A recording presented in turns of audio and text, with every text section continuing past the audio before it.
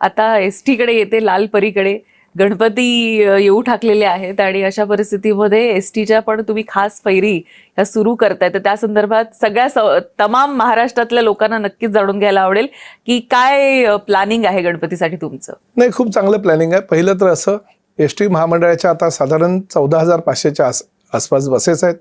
अजूनही जवळजवळ एक 7,000च्या आसपास 7,000-7,500 बसेस आमच्या येऊ घातलेले आहेत. म्हणजे 22,000पर्यंत एसटीच्या बसेस होतील. ह्या पुढच्या बसेस आम्ही सगळ्या मात्र कुठल्याही परिस्थितीमध्ये ईव्ही बसेस घ्यायचा आमचा निर्धार आम्ही केलेला आहे. इलेक्ट्रिक बसेसच आता रस्त्यावर आम्ही उतरू, किंबहुना देशातलं एसटी महामंडळ जे महाराष्ट्राचं आहे ते प्रथम एसटी महामंडळ ठरेल की 2036 पर्यंत आमच्या सर्वच्या सर्व बसेस ह्या पूर्णतः ईव्ही होतील, म्हणजे इलेक्ट्रिक होतील. आणि त्या माध्यमातून आम्ही तयारी करतोय. मगाशी तुम्ही चार्जिंगचा मुद्दा घेतला.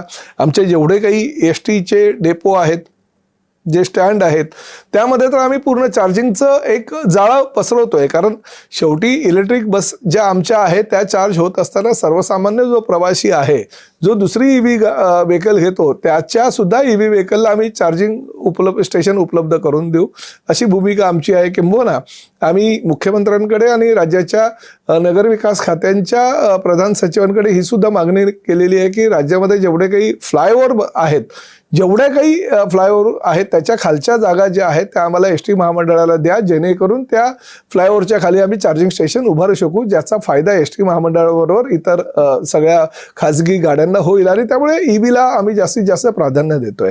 राहिला मुद्दा एसटी महामंडळाचा, आता जे आमच्याकडे बसेस आहेत त्या बसेस तर राज्यभर आम्ही देतोच आहे, परंतु 5,200 बसेस कोकण वासियांसाठी आम्ही आता डिक्लेअर केलेले आहे आणि त्या माध्यमातून आमच्याकडे बुकिंग आम्ही चालू केलेलं आहे. खूप सुविधा ज्या आहेत त्या एसटी महामंडळाच्या आहेत, कारण ज्येष्ठ नागरिकांना पूर्णपणे सवलत आहे, 50% महिलांना सवलत आहे, अंध, अपंग आणि जे पत्रकार आहेत किंवा विद्यार्थी आहेत त्यांना ज्या सवलती आहेत त्या सवलती चालूच आहेत.